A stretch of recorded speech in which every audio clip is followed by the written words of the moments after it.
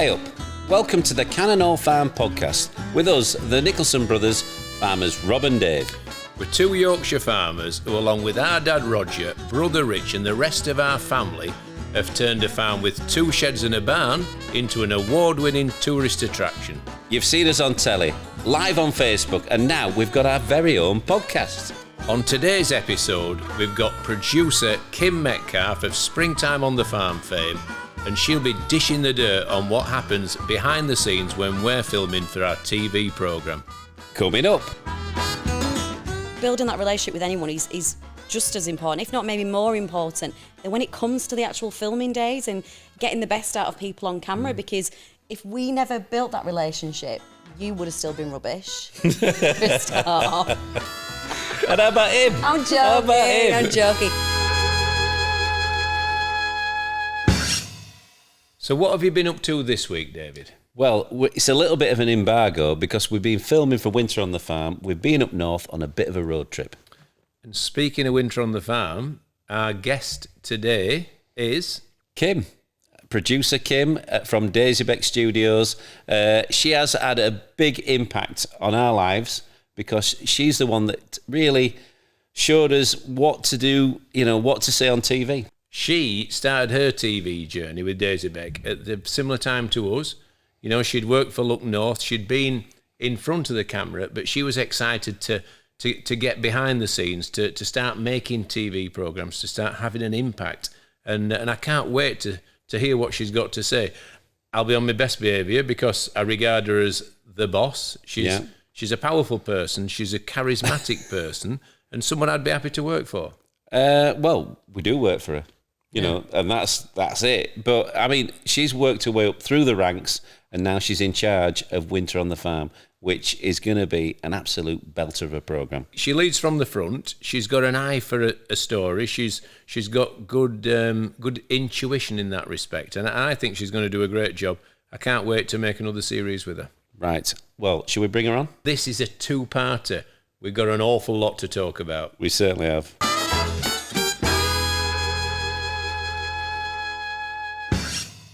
Right, today we're absolutely thrilled to welcome one of the greatest producers in television history, Kim Metcalfe, who is also a really good friend to David and I, and a really brilliant person. So welcome, Kim. Oh, thanks, Rob. Thank you for having me. Well, in rehearsals, Rob said future greats, and Kim was straight over. What do you mean, future? Oh, future. I'm clocking on in years. I haven't got time to be great in the future.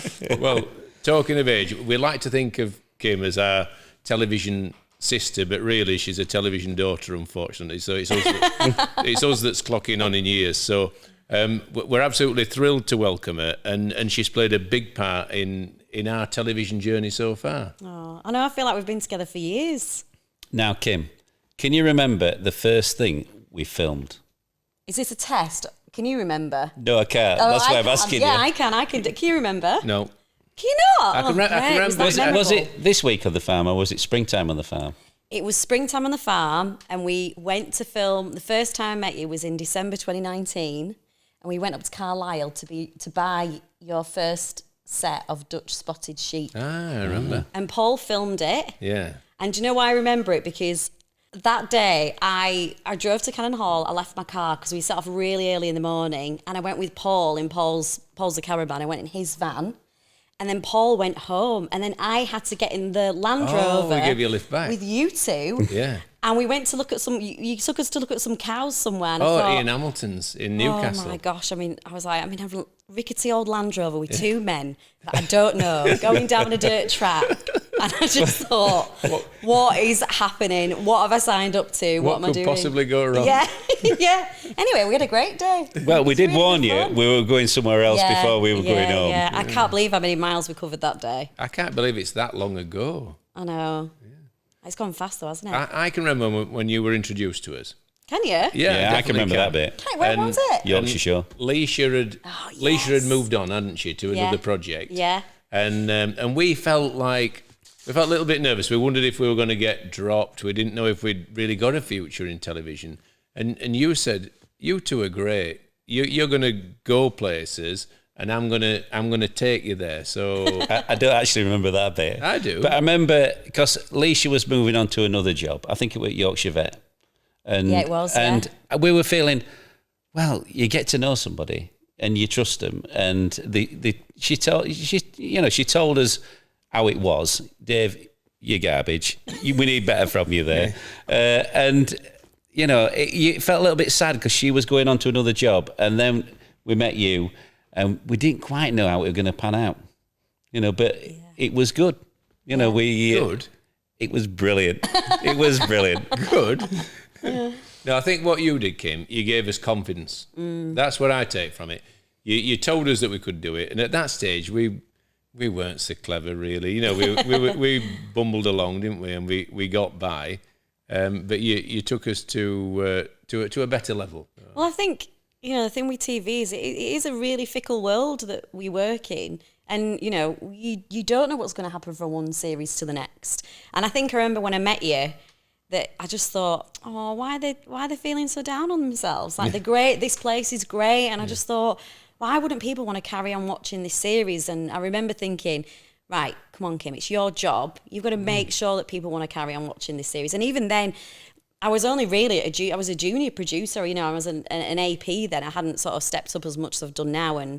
But, you know, the foundation of any good TV show has to be the relationship that you've got with your contributors, you know, on a professional level, but also on a personal level, because at the end of the day, you're working with other people that you have to have care and respect for and listen to what their story is and making sure they feel heard as well. So I think when it came to making the programme, building that relationship with anyone is just as important, if not maybe more important, than when it comes to the actual filming days and getting the best out of people on camera. Because if we never built that relationship, you would have still been rubbish. And how about him? I'm joking. I'm joking. That's to be fair, you need to reel in the cheesiness. But I tell you that when you get a bit too cheesy. I've always loved that about Kim. Just the gentle. If either of us feel a bit as though we're getting too big for our boots, you know when to put us down. And if we're feeling a little bit like we need a boost, then you give us a boost. You're like a football manager. You know, the right conversation at the right time. Yeah, but I don't feel that you guys ever get too big for your boots. I think you're just like two excited kids. Yeah, well, that just need you just lose focus every now and again. So I just like to kind of every now and again just bring you back into the room. Concentration issues. Yeah. Do you know what I would describe working like you two is like? You know, if you're the designated driver and you've got drunk people in the back seat, that's what it's like working with you two. But it's hilarious at the same time. That's how it feels, that I need to just every now and again get your attention back. Kim, I always look at our filming as it's my new hobby, right? It's something we really enjoy doing, and we get quite excited, like you say, a little bit giddy, but it's also so much fun. You know, with your help, we've gone to so many different places, met so many different people, and had experiences that we'll never have again. Right, Kim, you're obviously a very, very, very accomplished producer, director, series producer, right? Mm-hmm. But where did your television journey start? So, well, to be fair, I think if you look at it on a timeline, I'm relatively new to TV. My first job was radio. So that was where I started, first of all. I worked in sport on a weekend for the BBC. Yeah, I used to drive the desks. So when the commentators were out at the football or rugby league, I did a lot of cricket. I used to be the one in the studio, like riding all the faders and making sure we could hear the commentary. Yeah. But you have not got a face for radio. Oh, I have. No, definitely TV is your natural home. So I didn't know that. Yeah. So radio. Yeah, so I did radio, and then I worked at the BBC for a long time. And, you know, it was a great time because I was lucky enough to get a staff job, which is like gold dust now. They just don't do staff jobs anymore. And when you staff at the BBC, you get to move all over the place. So in radio, I went to 5 Live. I worked at 5 Live for a bit. I did a little bit at Radio 1. So I moved around, and then I kind of just became a bit bored with it. And I just thought, I'm a bit done with radio. I'd done sport. I'd done like producing programmes. I'd done a bit of news. I'd done a bit of music. And I just thought, what's the next thing? And I thought, maybe I'll just try TV. Right. But being in the BBC, it was news stuff that, you know, you had to do. So I moved into news producing, took the radio producer knowledge that I had, sidestepped into TV, and then did regional news for a time. So Look North, I worked over in Hull at there, Look North over there. And they do send presenters from one area to another, don't they? I've noticed it myself. Yeah, so you can go on basically like an attachment. So even though my base was Leeds and always has been Yorkshire, I would go on attachment to different places for 3 months or 6 months and I'd work there. But the thing with TV regional news is you have to do a bit of everything. So I'd be doing producing, so I'd be writing the news, and then I'd be the person that sits in the gallery and puts out the news programme. Right. And then sometimes on a weekend I'd be doing reporting, sometimes I'd be reading the news. So I did do a bit at the other side of the camera, but honestly, I hated it. Did you? Honestly, I was just a bag of nerves and I didn't enjoy it. That's where I got it all. from. You know, that camera in your face, it is a little bit intimidating at times. Yeah. Our first springtime, I was petrified. Yeah. You know, and it was, I like doing the VTs, the little videos running up to it, because you're just with two people, you're having a laugh, that's it. But when you get that crew there, and I bet how many crew was on the news and everything. I mean, here there was 50 or 60 people with guests. Yeah, it's a lot. And that was, we had a live audience of 200 people as well, Rob. And they're all watching and listening to you. And I thought, God, I admire you so much, Dave. This is a nightmare. No, I hated it that first year. Really hated it. Yeah. And it's funny though as well, because like when I used to report for news, you know, I'd had to just get my head into a story that day. Bearing in mind, I could never have heard of this if it was breaking news or something, not really know enough. And, you know, sometimes you had to go on air and do like a 30 or a 60-second live, and I'd be like, I haven't got a clue what I'm talking about. And I was just like a deer caught in the headlights. But with you guys, you know, you guys know farming, you know, there's not a question you would ever be asked that you wouldn't know the answer to. Well, we'd have an idea, wouldn't we? Yeah. Well, if it's livestock, you've always got an idea. But, you know, I mean, farming is vast. There's lots of different areas. Yeah. It won't be my specialised subject. That's a bit worrying. Very honest. Kim, I've got a question. You've been a DJ, effectively, or you've been working alongside famous people on radio? Yeah. Let's have some name dropping. Who Oh, are no, the famous don't ones? make me do this. Go on, do it. Come on.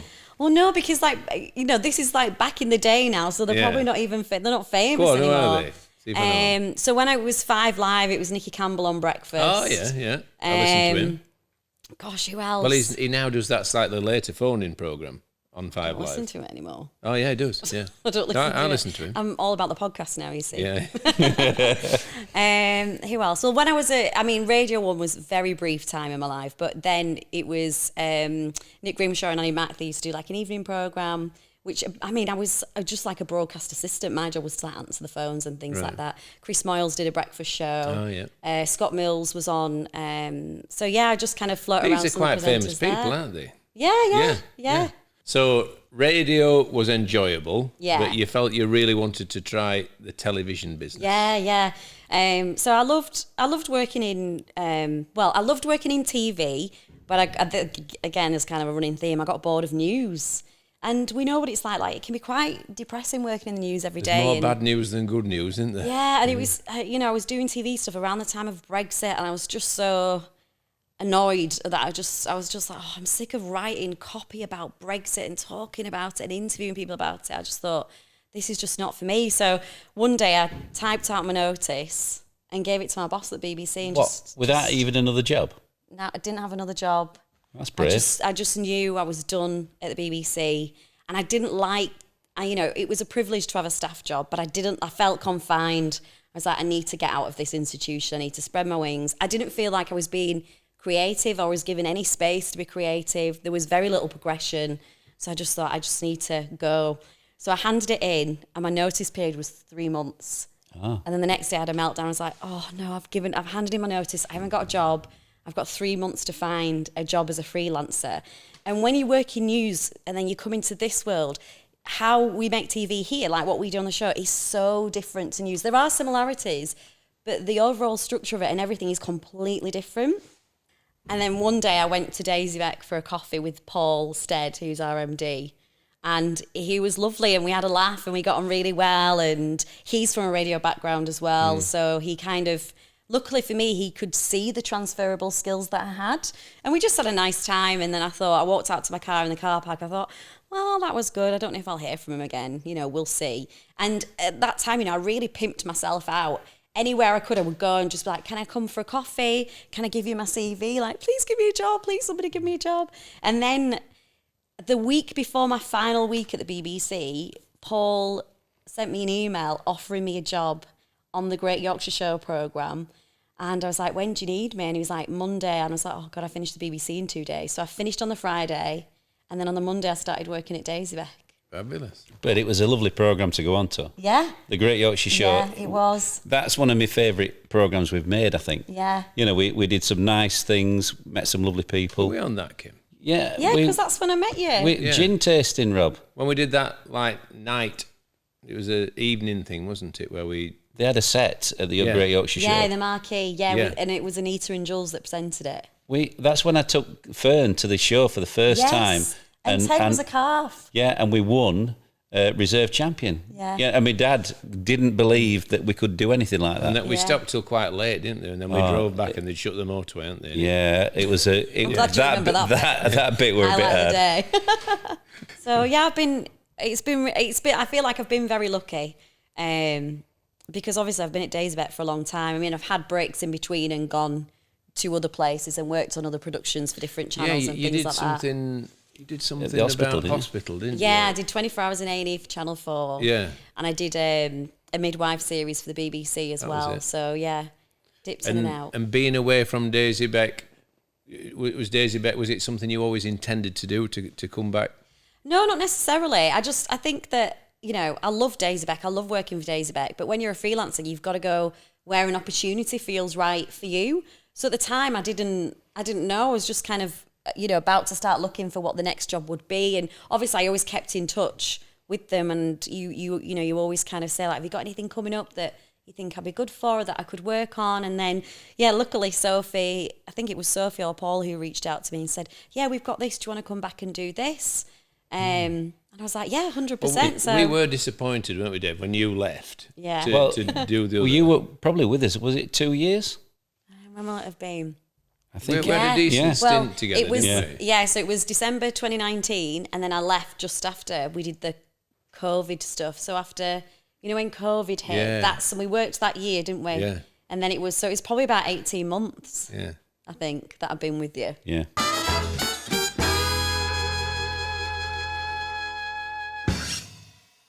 Dave, I'm so excited. I've heard that Father Christmas is coming to Cannon Hall Farm. Not just that, Rob. We've got a magical elevator that'll take you to the North Pole to meet Santa himself. The magical elevator takes you to his study. You then go into the grotto to meet the big guy. Yeah, but later on, you go into the elves' workshop. You get to choose your very own present. And there's a special ride in there too.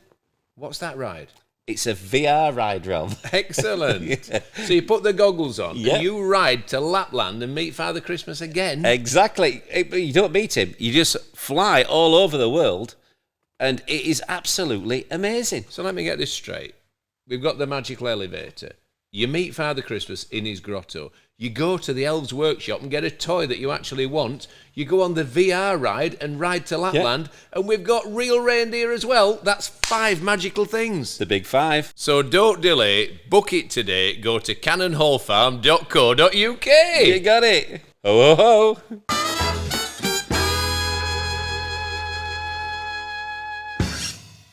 Not only are you brilliant at TV, someone told me that you were also quite a gymnast in your younger days. Gymnast? Yeah, famous for a cartwheel or two. That was when we were walling. The sun was shining. I assumed that you'd been a top gymnast in your younger days. Oh, no. One thing's Just for to put sure. context here, This is- Kim yeah. just decided one day we were filming some promo things, weren't we? And dry stone walling, Rob. Yeah, and all of a sudden Kim just set off into the field and did this wonderful cartwheel that culminated in her just flopping down on her backside at the end. I don't even know where it came from. I got really confused when you said that. There's another thing that I'm good at, though, which you two obviously know about, and that's fishing. Oh, no, we don't want to talk about that. Moving You don't on, want to talk Henry. about this because I am a better fisherman than you two. No, Fisherwoman, fisher person. This was the first time we went fishing at Whitby on your hang on boat. a minute. Not the first time ever, though. No, it was my first time ever. Yeah, fishing. but I hadn't been fishing since I was 14 or something like that. Right. Okay. Well, I'd been fishing 12. quite a bit. But, Yeah. but we've got an excuse here because Kim was on the support boat, skippered by Barry. Yeah. Now, Barry had The taken legend. quite a shine to Kim. He really liked her. And he made sure that Kim got the first drop when we You went are past the such wreck. a fibber. No, this it's is true. true. This is We got there. You weren't even on the boat. No, but we were following you. He should have been letting us catch the fish in the interest of good television. And of course, he was trying to impress Kim. Kim was able to drop her line just as he passed the wreck. This two big cod got hold of her lure. I think there were 3. Yeah. And you Yeah, it pulled was them both up at once. I did. Yeah, because it was taking you two so long to catch anything. I got bored and I said to Barry, Yeah. can I have a rod and can you just teach me how to fish? Now, so you love fishing. Well, I don't know if I And love do you it. think we I'm should good at make it. more fishing programs, No, Kim? absolutely not. We're not I doing think we any more should. fishing stories. I think we should. You kicked our backside at fishing. Yeah. Yeah. Yeah. You're an accomplished gymnast. What are you? An accomplished horse rider as well, aren't you? You've ridden Blossom. Yeah, I've ridden Blossom. Yeah. Yeah. Yeah. So what else? What else do you do? What else do you else do I enjoy do? doing? What do you like doing away from work? I know. Go on. Partying. Partying. No, not as much as you. Yeah, I think you Not as are. much as I just like doing, just kind of. DIY. You like doing your house up, Well, don't you? now I don't like doing DIY. I haven't got a choice but to do DIY because we're doing up a house. And you've got a greyhound as well. I have got a greyhound. I like my veggie patch. Yeah. I kind of feel like I'm jumping on in my ears and I'm a lot older than I actually am. I'm the type of person that will go out in Crocs and do my garden now. You're appreciating the things that matter in life, Yeah. aren't you? Simple Yeah. things are sometimes the most enjoyable things. Yeah, true. And I really think probably like many people, my attitude to things outside of work changed during lockdown. Because I don't know, I feel like I kind of fell a bit more in love with like home life and just keeping things simple and realising that you don't have to go out all the time for dinner, you don't have to go out for drinks, you can just get some nice things in or, just do things in the garden or do things in your house and usual stuff, drinking red wine, eating cheese. You like cheese. Especially cheese, winter, I don't you? do love my cheese. Right, Yeah. so what we know now is for this winter programme, Rob, we're going to be making cheese, bringing it back to the studio so everyone can eat it. I won't put it past you. Yeah. Well, I was thinking maybe... Well, no, we did cheese last year in Switzerland, didn't we? But I was thinking about red wine, but I was going to save that one for Helen. Mulled wine. Sorry, guys.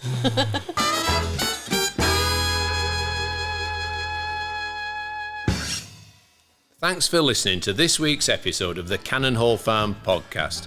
That was part 1 of our chat with producer Kim. Catch part 2 next week. Here's a clip. Couldn't you sit down and watch an episode of anything on the farm and play like Rob Nicholson bingo? Right, I've got one for you. Magical. Yeah. Oh, it'd be magical. This, and it just feels like a magical moment. And look at this fall, isn't it magical? Hang on a minute. Oh, heck. Oh, yeah, true. Come on. Oh, heck. True. Don't miss that episode. Make sure you follow us on your podcast provider and subscribe on YouTube. Rob, I'm looking forward to it already. So am I. But until then, I've been Farmer Rob. I've been Farmer Dave. Bye-bye. Bye-bye. I'm looking forward to winter on the farm. Oh, I can't wait. It's my favourite time of year.